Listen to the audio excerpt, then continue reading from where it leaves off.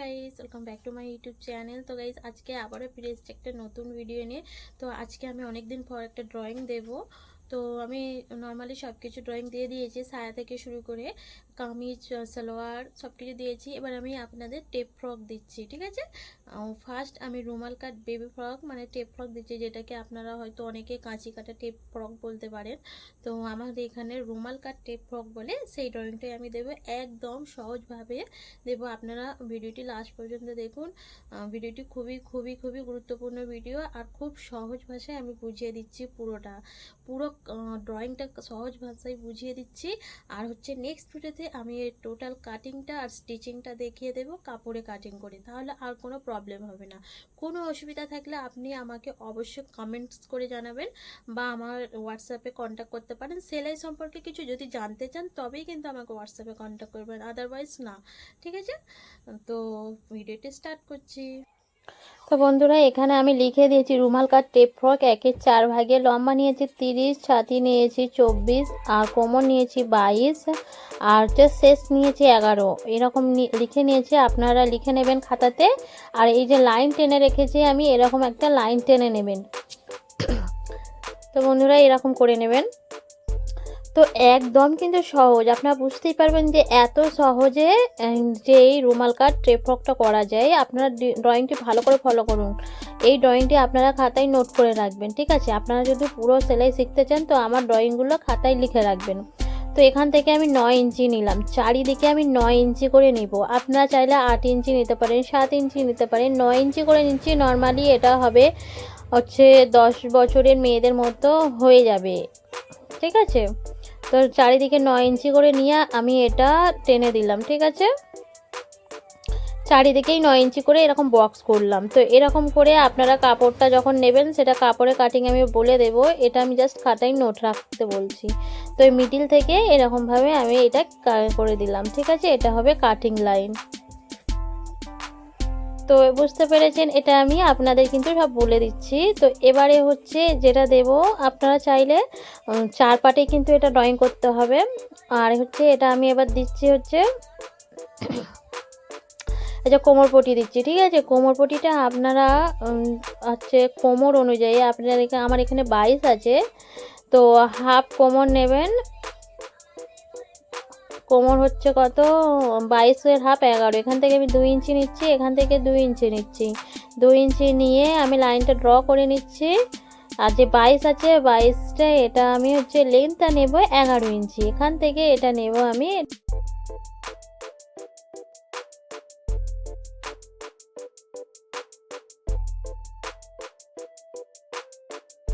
তো বন্ধুরা, আমি লেন্থটা নিয়েছি হাফ কোমর প্লাস 2, ঠিক আছে। তো 13 ইঞ্চি আমি নিয়েছি, আর এই যে 2 ইঞ্চি করে নিয়েছিলাম, তো এটা আমি অ্যাড করে দিলাম। তো এরকমভাবে কোমরপটি হয়ে গেল। তো এটা 2 ইঞ্চি লিখে দিলাম। তো এবারে আমি যে নিচের ঘেরটা হবে সেটা আমি দেব। ঘেরটা এখানে আছে 30 ইঞ্চি, 30 থেকে বাদ দিতে হবে 11। তো 30 থেকে 11 বাদ দিলে হবে, তো বন্ধুরা 30 থেকে আমি 11 বাদ দেব, হবে 19। 19-এর সঙ্গে 2 যোগ। তো আমি লম্বাটা নেব হচ্ছে 21 ইঞ্চি, ঠিক আছে। আর এখানে আমি নেব হাফ কোমর প্লাস 6। আপনারা হাফ কোমর নেবেন, 4 পার্টে ড্রয়িং করবেন। হাফ কোমর প্লাস 6-এর জায়গায় 8, 10 যত কুচি নিতে পারেন দেবেন, কিন্তু নর্মালি 6 ইঞ্চি দেওয়া হয়, ঠিক আছে। তো আমি হিসাবটা করে বললাম। তো হাফ কোমর আছে 11, 11-এর সঙ্গে 6 যোগ করলে হবে 17। তো 17 ইঞ্চি আমি এখান থেকে নিলাম, 17 ইঞ্চিতে পয়েন্ট করলাম। এখান থেকে আমি নিলাম 17 ইঞ্চিতে পয়েন্ট করলাম। আপনার ভালো করে কিন্তু আমার ড্রয়িংগুলো ফলো করুন, এটা খাতায় নোট করে রাখবেন, আর এটা সামনে রেখে আপনারা কাপড়ে কাটিং করবেন। আর আমি স্টিচিংটা নেক্সট ভিডিওতে দেখিয়ে দেবো, আর কাপড়ে কাটিং করে প্লাস স্টিচিং করে আমি নেক্সট ভিডিওতে দেখিয়ে দেবো। তো হয়ে গেল এটা 4 পার্ট। তো এবারে আমি লেন্থটা হিসাব করে তখন বলে দিয়েছি যে 21 ইঞ্চি হবে। তো 30 থেকে 11 বাদ দিলে হবে 19, 19-এর সঙ্গে 2 যোগ, 21 20 ইঞ্চি হবে। তো এখানে আমি 20 ইঞ্চিতে পয়েন্ট করব। এখানে আমি লিখে দিচ্ছি, আপনারা লিখে নেবেন লম্বা মাইনাস শেষ মানে হচ্ছে 11। আপনার যা শেষ তাই নেবেন, শেষ মানে হচ্ছে 11। তো এরকমভাবে আমি 20 ইঞ্চি এখানে পয়েন্ট করব 20 ইঞ্চিতে। তো ফিতার মাপটা যদি, ছোট ফিতার মাপটা যদি না আপনি বুঝতে পারেন, আপনি যদি আমার চ্যানেলে নতুন হন, অবশ্যই ফিতার মাপটা আগে দেখবেন আর প্রথম থেকে ভিডিওগুলো ফলো করবেন, তবেই কিন্তু মানে ড্রয়িংটা বুঝতে পারবেন। কারণ আমার ফিতার মাপটা, ছোট মাপটা কিন্তু একটু আলাদা। আপনারা আমার ফিতার মাপটা ভিডিও দেখবেন, বুঝতে পারবেন। আর যদি কাপড়ে যেমন কাটছেন, যেখানে আমি 20 ইঞ্চি নিচ্ছি কাপড়ে, সেখানে 20 ইঞ্চি নেবেন। ওকে, তো এরমভাবে হয়ে গেল আমার ঘের। এবার হচ্ছে ফিতা, যে দুটি ফিতা লেগে আমাদের শোল্ডারে, সেই ফিতার আমি ড্রয়িংটা দিচ্ছি।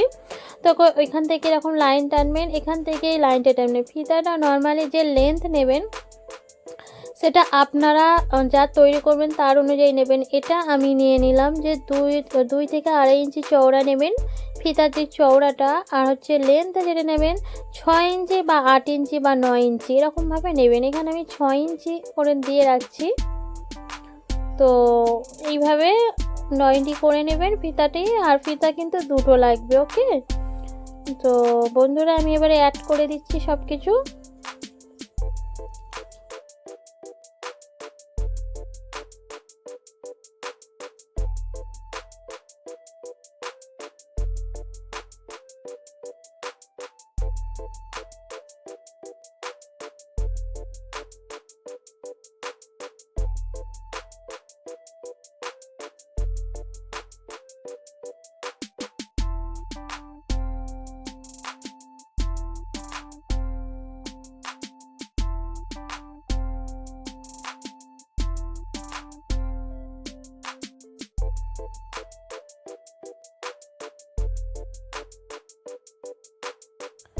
তো বন্ধুরা আমার ফ্রকের ড্রয়িং দেওয়া হয়ে গেছে। আপনারা লিখে নেবেন, যেখানে যা দিয়েছি আমি সব কিছু লিখে নেবেন।